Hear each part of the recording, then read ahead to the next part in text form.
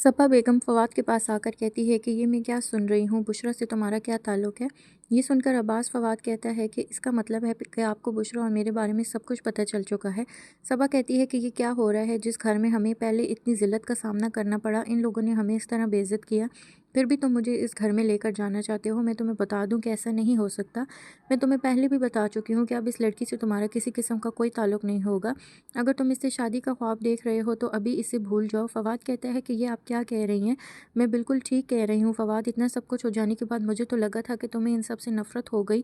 तुम्हारा इससे किसी किस्म का कोई ताल्लुक़ नहीं होगा और तुम ऐसी बात सोच भी कैसे सकते हो। मुझे तो अफसोस हो रहा है ये बात सुनकर। फवाद कहता है कि इसमें बुशरा की कोई गलती नहीं थी। बुशरा की कोई गलती नहीं थी इसका क्या मतलब है? जब इन लोगों से किसी किस्म का कोई ताल्लुक़ रखना ही नहीं चाहती तो तुम ऐसी बात कर ही कैसे सकते हो। मैं तुम्हें बता रही हूँ कि अब तुम बुशरा से कभी भी नहीं मिलोगे, ये मेरा हुक्म है। ये बात सुनकर फवाद कहता है कि आप ऐसी बात कैसे कर सकती हैं, ये मेरी ज़िंदगी का सवाल है और मैं आपको बता रहा हूँ कि मैं बुशरा के बगैर नहीं रह सकता। सबा बेगम कहती हैं कि तुम अच्छी तरह से मुझे जानते हो और मैं अपना फ़ैसला सुना चुकी हूँ और मैं अपना फ़ैसला नहीं बदलूंगी और मैं तुम्हें बता रही हूँ कि अब कभी भी तुम बुशरा से मिलने के लिए नहीं जाओगे। दूसरी तरफ अब आप ये भी देखने जा रहे हैं कि शमा रोहेल से मोहब्बत करती है। बुशरा को जब इस बारे में बताती है तो बुशरा कहती है कि रोहेल भाई कभी भी तुमसे शादी नहीं करेंगे। तुम रोहेल की खातिर अपनी ज़िंदगी को क्यों बर्बाद करना चाहती हो? वो किसी और से मोहब्बत करता है और बहुत जल्द इससे शादी करने वाला है। शमा कहती है कि तुम झूठ बोल रही हो, ऐसा नहीं हो सकता, वो मेरे साथ ऐसा कभी भी नहीं कर सकता।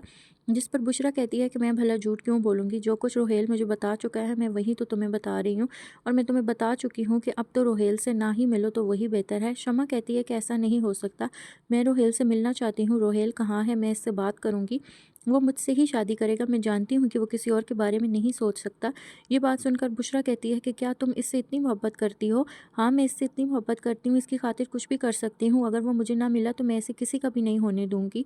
दूसरी तरफ नवीन कहती है कि अब क्या बचा है, अब भी हमें इस घर में रहना चाहिए।